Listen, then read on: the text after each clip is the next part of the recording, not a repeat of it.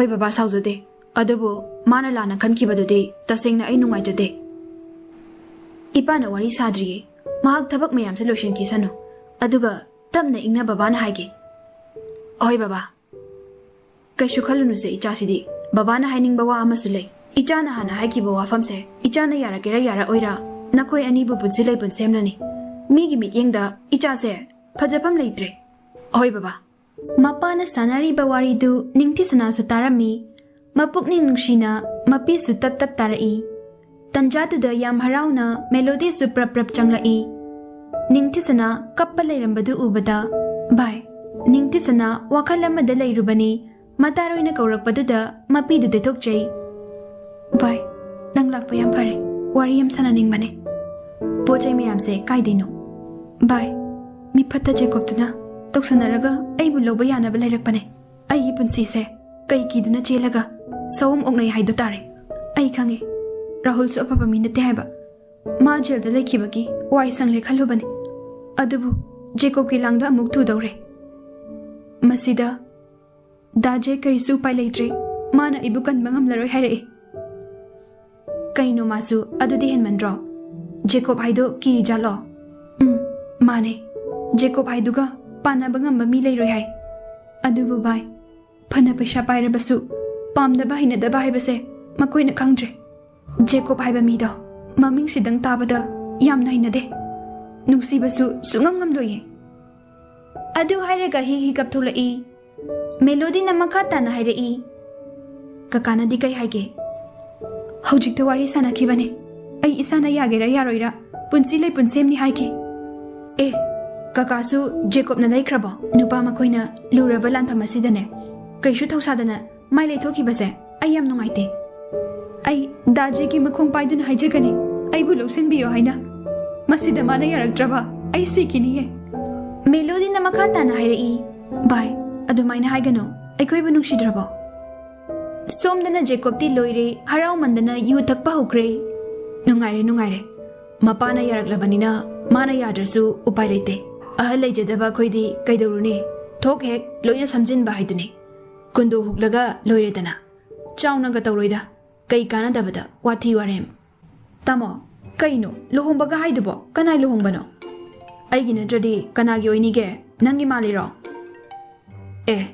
tamo lohongdorabo hongdore chauna ga hongloida paisa pamurira naya dude kani mi usitaba tawno kaidobai pamu doino adoi nate ipai masu leite marup pampang singsu leite hoine sanga jawrasu hanuwanthi mayamduna bor mamanabaga oibado as sanga jawrasu hanuwanthi mayamduga bor mamanaba oibadi yaridana aduna kemta tawraroi haiba sat hekda khawyai tawkrani roger na tapna hairei ba crorpati amana khawyai nale aidi ngamoiko oi nangdi nasana matik jaraga adukanda nasana chawna hongjo kari hongbi ge nataba hongjo haiba natu yam thiningnadi nasana hongjo kaino adudi aidi yum sida leibagi kana jene nupi mayum da laikibana phadoi malae chakro hojimak yong iluro ai leitradi amuk hena tamogi punsido lonely oihonida pharabane waidum sangle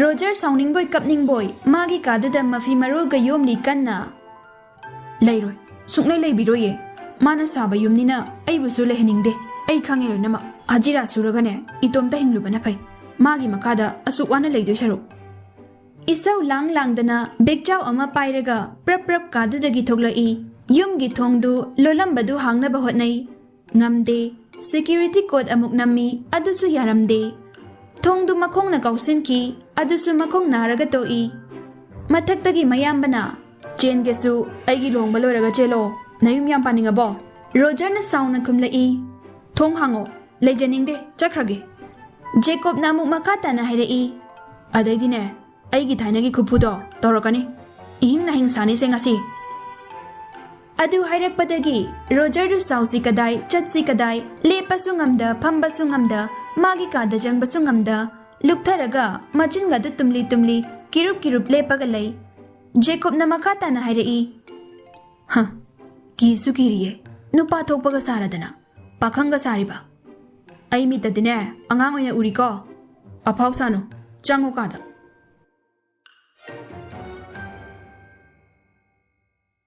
Matam khara hokre Jacob suningti sanabu mirai banatte. Magi oidore khanbanina karisu thausarude. Mathausu chinbana pau phauna rudre. Jacob na yamna sounding ni basi atagi natte. Rahul bel da thokre haibagi pauta basidani. Jacob na hairei. Mana fana tholasu aigi khuta ma soidana sigani. William na. Boss, Rajan hoida amu kai tawrapasu yai aikoi sena jaruge.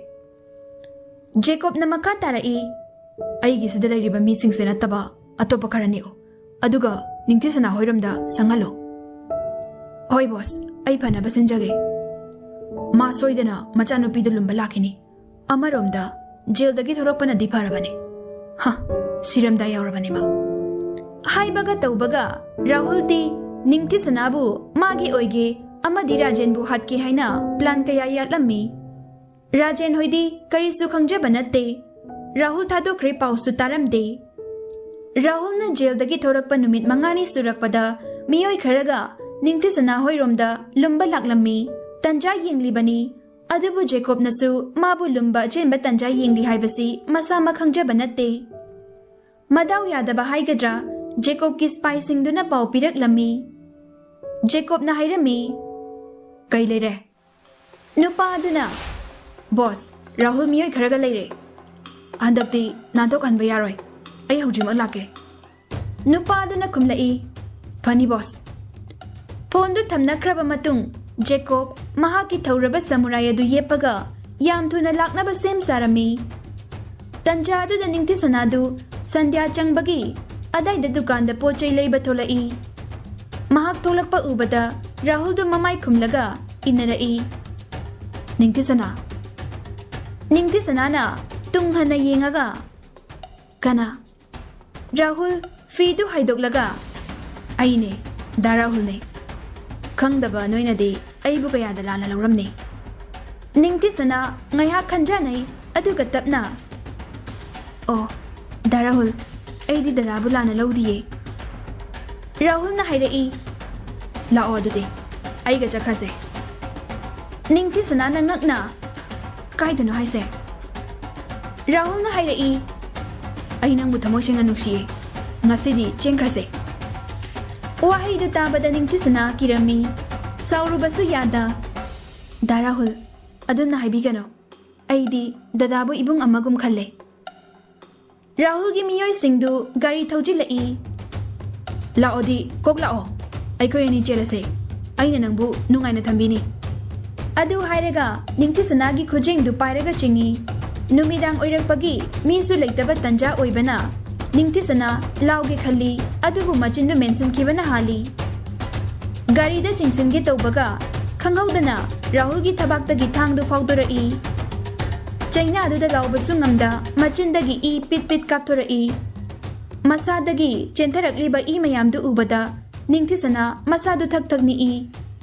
Gari dagi nupa singduna nongmai satoklake tobada phajana hai singlaba Jacob na amamamta oina samurai duna mangaksamda lenki.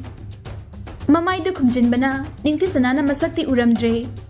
Jacob ki mamit adu ningti sana na munna yenglui. Jacob mamit tu ngaksanganglaga khon kalap na hairai. Yum chalo. Kappasu ngamjada masadu thak ni kai ningti sana du prap chenki. Mayum yaurakpada thongdu lonsinki. Jacob na hairai. Aingonda singnaba khaktana tana aigi apamba nuksijaba nupida phau karan taradi sijaba tabane. Adu hairaga makada taduna leiriba sifatriba Rahul gi masaduda amuksu thangna thinjinki. William gari du thaujilai. Boss, chalase. Jacob gari da kakhatki phone du loktolaga SP da call tawi. Itaw. Jacob na hairai. Rajan hoigi laikai da Rahul gi asi bahakjang lai hore. Lokhaluro. Machanupi do phage tawramagi aina hatpane. SP na ngakna kari suhaiba ngamjatana. Phani aikoi lokacharurage. Somda na ningti sanadu thongda ngatharaga masadu tasillaga leibadu Rajena urami. Aima, ipagi sana, kaidoragi chabo. Ningti sana, kibana loire. Karam nadi kiroi, tauriba matau singduda. Wa faw ngamba ngamjadre, Jacob ki mamit aduda uduna laikre. Rajena pakat na machanupi ki manalta janglagtuna. Sana, ichabu kaidorage. Ningti sana, machindu melaga kaptorai. Baba, mapabu kauraga, mapagi makhongda kolaga kapi. Machagi mataudu ubada, Rajena makokta nanbiduna. Ichabu kanana kari hairak Baba na hayuse. Baba, ayam kisaye. Rajen, machabu hogat piraga. Baba lairi sidi. Baba lairi ngaida, ichabu kanana sokpa yaroi. Ningti sana kapna, masado nikpa makai. Rahul do, Jacob na hatkre. Rajen na ngakna. Karino ne? Sana, nang na haidu ba? Adubu oiba yabra. Rahul di, jail da lairi bani. Ningti sana na. Asing bani baba. Hojik, ay na po'chay leba chatpada. Rahul na aibu jail azi haiduna, kudang paiduna chingi. Aduka. Raje na hanglai. Aduka kaiduraba. Ningti sana makatarai. Mamay kumjin ba nupa amana, tang na tilai. Nupa do gimit yung do, ayam na kizay baba. Mahag, Jacob haido, soida na oigani baba. Raje na makata na hairai. Ay, makatara no. Tumilayo. Pulis na hanglabadi, masa kanghawdi, mamay kumi hayo. Fazana kanghaw basunatana, nang na Jacob ni hekta hairaga. Madubu hekta oiba yagadra. Oiram dradi kamdaw ba? Ningti sana na kumfam kangde. Haibaga tawbaga. Kangsi kinglagpagi makhol tarami. Ningti sana kiba na yadre. Rajay na hairai. Nang kada potharuro. Pulis laklasu ipangang nage. Laikay mi makaidu mahay Rajay noida oina jingnarami. Adubu Jacob nani kanglabani. Pulis na asiba maridu lokat kre. Nupi amana haira ami. Laikay se, laikay panda baka chap manare. Nupi amana amuksu hairai. Magi Rajen haise, paraboy ningi, makoy na oiram niye. Pulis na makata na hairai. Rajen na hatpani noy uhobra. Kangaw bra. Saki sawan bibangang wadra. Mahay, pulis ki wahay duda, uhaw ba natabani na, tumin lay na kre. Ahal oirap taw ba nupa amana? Saheb, ay nawaking tolak pada, Rajen ki machanupi ibe mado. Pot kay kalay ba tolak pa uy? Adagi, nupa amana kaw badagi, wari nga hak sana basu uy. Ay sumanak tanak na di jang hiludre. Maramdi, pakang laysya oy bagi, unajaba oiram gani kanduna. Adudagi, nupa do, ibe magi kudang pairaga, gari da jingna bahot na rami. Ato pa gari amadagi, thang paiba nupa ama jela aga, thabak wai da thinbado, ay uhawe. Adubu masak magdi kangawdre, mamay su kumjili. Pulis dun na makata na hanglai. Aday nupi machado di. Nupa dun na kumlai. Nupi machado di, kibadagi mayum da jensin kre. Pulis adu, loy na kanglabani, adubu maya mamang duda, pazadre kallaga. Pare, nupi machado, wahang pahong tawkige. Nupi yamana amu hairai. Moy mapa masase, yam na ngakpani. Mapasu kaidano sokto na layrubani. Adugane, macha nupi asisu, kaidano lotluba kuidribani. Pulis tu na makata na hairai. Noygi hongnabi, matong maram kangdana mi bubadanam tawbado, tawgano. Saki sabon laytaba wado, pusalakano. Saki laytaba wado, wayal bichar tawba yaroy ne. Noy na pana hairabasu, mapa machado, karimata lalamdabagi, mayumda layribase. Aran ba tawramabadi, jail da layroydro. Kura, yam nungay jare. Aikoy, nupi machado unajarukige. Oy, noy khara sidalengdan layramo. SP duga, SI amaga, makoy anikak Rajen hoy dalai. Yumgi thongdu thillaga. Rajen na thongdu hangtorai. Saheb, lengshin biraksi. Hana, masakang krabanina, SP du imung da changlai. Kaka, pau budi loina tajare. Adubu, mayam mangda, hangda yadabagi, changjarakpane. Rajen na kumlai. Hoy, kaishu kaide saheb, noishu duty ni. SP duna. Nupi machado, wahang amatang hangjage, waraw bino. Rajen na kumlai. Waraw jade. Ay, sana, amta launin ang bo. Kaishu tawroy ne. Saheb na wahang amatang hanggi hairi ne. Saheb, thokiba thaudoksida masa sa kibana niktana aisu tempham khangdana leiramabane. SP duna makata na hairei kaishu pakat pigano haujikti aikoi la edana ningti sana tapna thoklai raje na hairei la SP duna ibema kaisu jingnagano ningti sana lepaga lei SP na hanglai Rahul gananga khangnaba haibadi pakhang leisabigi oiba mari leinabra mahaknadi kai hairame Ningti sana mapi tap tarai Sir ainadi ibung amagum khanjai madu nataba karisu khanjade mahak lande mayamna aran batahan bibane hairame Raje na marak thatlaga hairai kaya da machin thiri banu yengo aibu hatna bahot naramaga mahak lande kaina SP duna makade Ningti sanana aibu jelasi hai aina yade Adagi maray sum taubadagi aigi kudang paiduna gari da tongkhatnaba hotnabane tunglomdagi thangna thilakpane nupado ai kanano karino karimta khangsade masakchu uhaude marks uppe ai yumda changkro hairakpaduda ai adum kiduna changlae SP duna pare kaisu kalunu ichanside ai khoi leiribaside adu kha khangningbagi changlakpane pare adude khoi muk chatlage kaka Raje na kumlai Fani Sahib Police sing du suthokre Ningti sana masadu leifam chapam khanglamde Ahing du kibana tumbasu yaramde Nongan ba ngaibada mahak awaba oirami Roger na piramba paisa adu kharadi sijinakre Leiriba kharadu tapna mapagi kada janglaktuna nakan gi table adu da thammi Aduga ningti sana wakhal da khalli Baba Nachabu waraunuko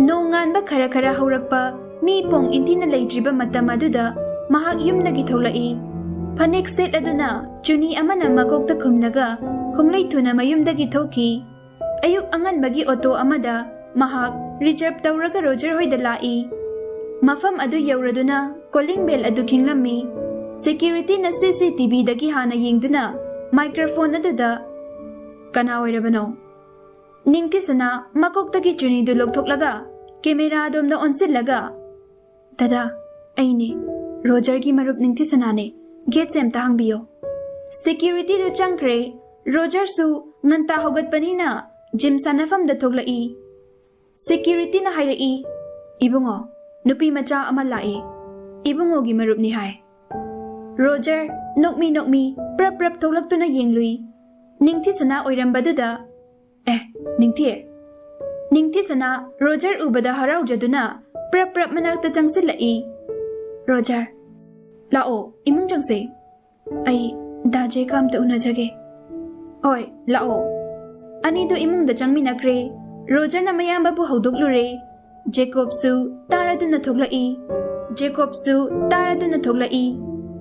Jacob na hanglai kayu nupi macha ayuk shida walking lai ro Ningti sana Jake ubada mapukning nungsina perum Ta Jake aigi punsibu amukta kanbiyo ai atopa upai leitraduna mafam asida lona lakchabane Kaidawrage hekta hayo Ngarang se aina nungdang wairam dukan chatpada Rahul na chilasi haiduna kudang paiduna chinge Adagi nupa amana tunglomdagi thangna thilae Roger ngakna mayambada yenglai Jacob manawna yenglakpaduda mawaga lobi bajanate adai kaidawraba Ningti sanana kappaga Nupado Jacob soidana oiramgani aina thazai hoi masakpudi phajana uhaude police nasu aingonda hanglai aina Jacob ni haiba pudi haikidre baba nasu haiganu haibaduda Jacob hairiba nupado drug jaba drug lalonba oktaba khakta natana mihat pa aigi punsibu Dajek na kanbiyo ai soidana mi phatta mihat padugi kutta takrani ai bo mukta kanbiyo Roger na wakhal da khalli ba itai madi kai kibagi nungsagi mayumda lotpa lakli bore ha ai oina siba chatle ko ꯑꯗꯨ ꯍꯥꯏꯔꯒ ꯔꯣꯖꯔꯗꯤ ꯄ꯭ꯔꯞ ꯄ꯭ꯔꯞ gym ꯁꯥꯟꯅꯐꯝꯗ ꯆꯪꯈ꯭ꯔꯦ꯫